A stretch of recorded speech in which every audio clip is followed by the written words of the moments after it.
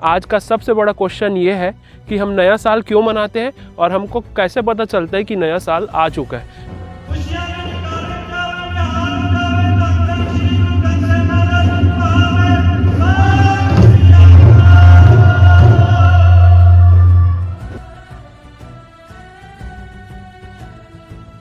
वाहेगुरु जी का खालसा, वाहेगुरु जी की फतेह।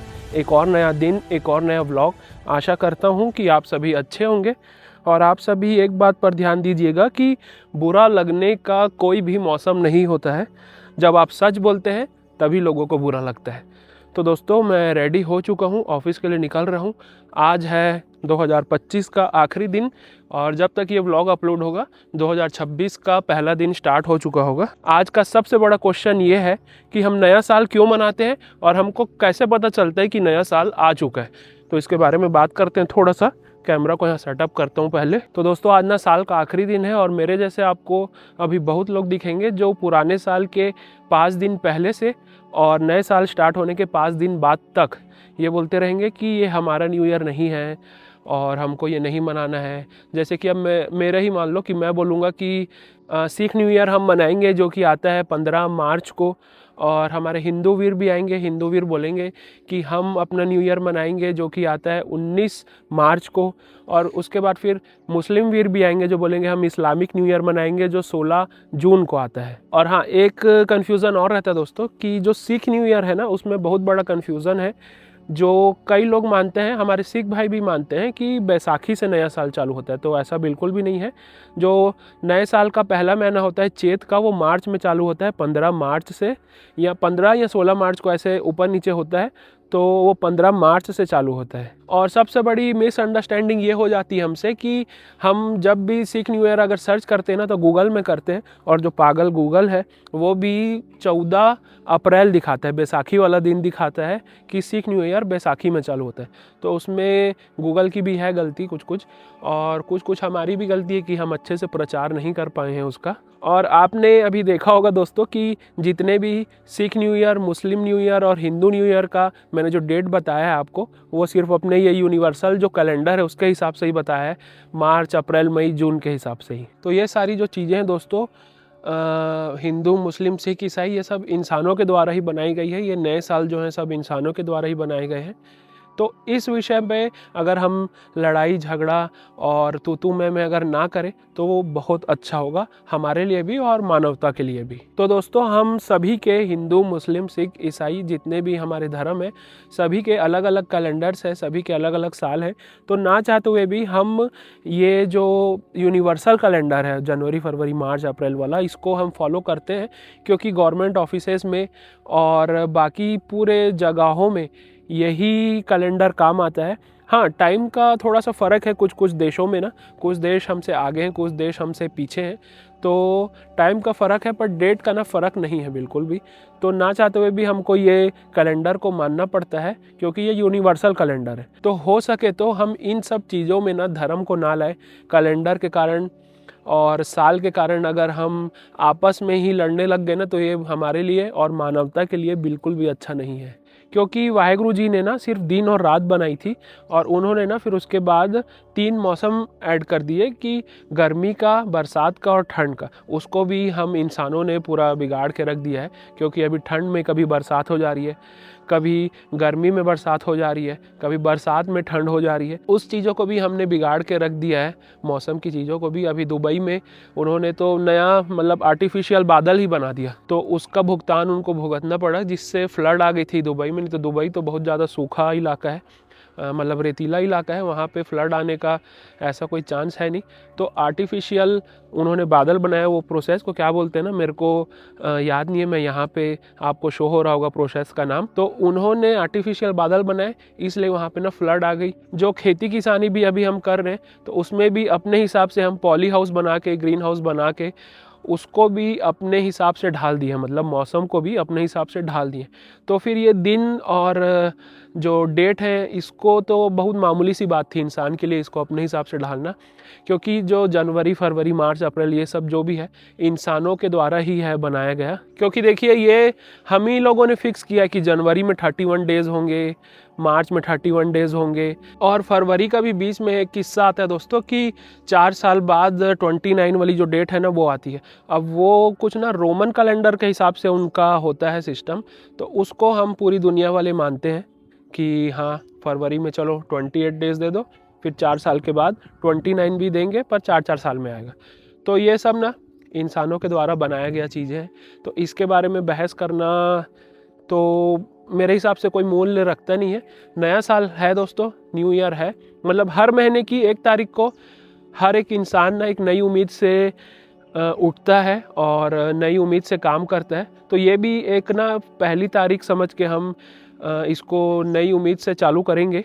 तो कई लोग क्या करते हैं दोस्तों कि जो 31 की रात होती है, मतलब जो आज की रात होगी, उसमें पार्टी वगैरह करते हैं, गेट टुगेदर करते हैं। गेट टुगेदर करते हैं तो ठीक है, पर जो ड्रिंक्स वगैरह करते हैं और अन्य प्रकार के और जो नशे करते हैं ना, तो उससे क्या होता है कि आप जब कर कुरा के सब पूरा अपना मामला जब घर जाते हैं वापस, तो ड्राइव करते हुए जाते हैं, तो बहुत से ऐसे हमको सुनने को मिलते हैं कि बहुत से एक्सीडेंट्स होते हैं 31 को।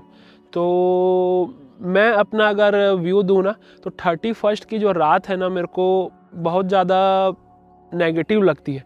31 की रात ना कि ऐसा लगते रहता है कि ना कुछ गड़बड़ ना हो जाए, कुछ वो ना हो जाए, क्योंकि ना सब पार्टी वगैरह किए रहते हैं और एक्सीडेंट्स होने के चांस ना बहुत ज़्यादा होते हैं।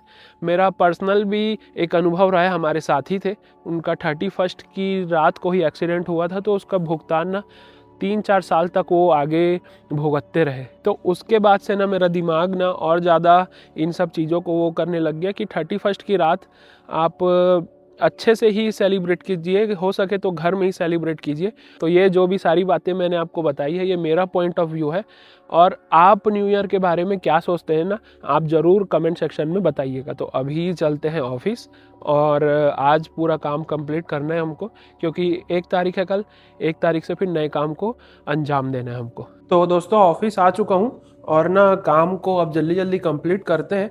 और रास्ते पे ना अभी आते आते मैं देखा कि ना बहुत सारी जगह में ना केक के स्टॉल लगे हुए हैं।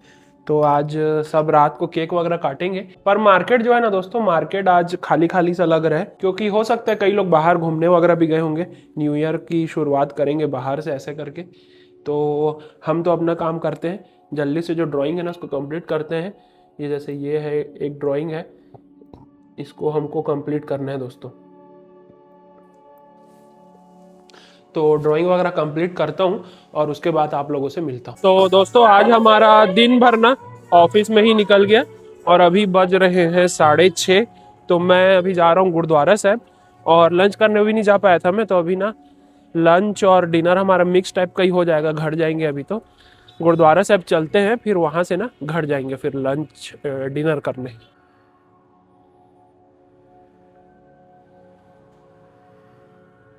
तो दोस्तों अभी ना गुरुद्वारा साहब से निकल रहा हूँ और घर जाएंगे सीधा। तो रात में भी ना गुरुद्वारा साहब में आज प्रोग्राम है, शबद कीर्तन और वाहेगुरु नाम का सिमरन होगा, तो 10:30 से 12 बजे तक। तो उसमें भी हम कोशिश करेंगे कि आप आएँ उस समय, क्योंकि रात में ना नए साल में निकलना उतना ठीक नहीं लगता है मेरे को। पर गुरुद्वारा साहब के नाम से ना कोशिश करेंगे कि हम आए। तो घर चलते हैं और डिनर करते हैं। दोस्तों अभी घर जाते हुए मैं देख रहा हूँ कि जो ब्रिज है हमारा, उसमें पूरे ये दिए जले हुए हैं, आप जैसे कि देख सकते हैं। ये पूरे ना दिए जले हुए हैं, इस तरफ भी उस तरफ भी। तो मेरे को अभी जानकारी नहीं है ये किस लिए है। जो हमारे भाई लोग हैं कोई दिख भी नहीं रहा जलाने वाला। तो दोस्तों अभी ना भैया मिले थे एक, तो वो बताए कि अयोध्या में जो मंदिर है ना राम जी का, उसका वर्षगांठ मना रहे, तो इसलिए ना दिया पूरा जलाए हुए हैं हमारे ब्रिज में।